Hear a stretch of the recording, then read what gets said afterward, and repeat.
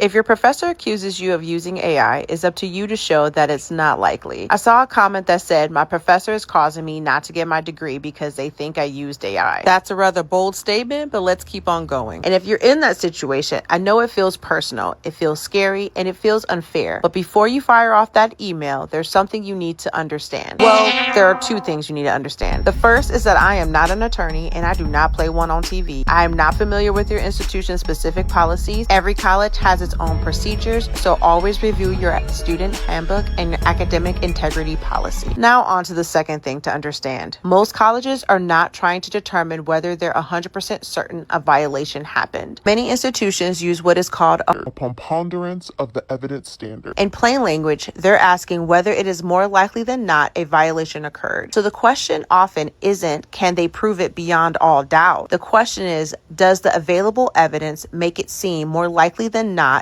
that it actually happened? That's why your best defense is documentation. Save your drafts, outlines, and your research notes. Download your version history from Google Docs or Microsoft Word. Keep emails, feedback, and anything else that shows how your work developed over time. That's the most important thing. If AI was allowed, be prepared to explain how you used it. Make sure to cite it according to your style guide like APA, MLA, Chicago, etc. If AI wasn't allowed, be prepared to show evidence that the work is your own. The hardest time to think about documentation is after you've been accused of a violation. So know your institution's policy and your instructor's policy and stance on AI. Understand the process to the best of your ability and reach out to campus partners. That could be a really good resource for you. And when in doubt, document everything.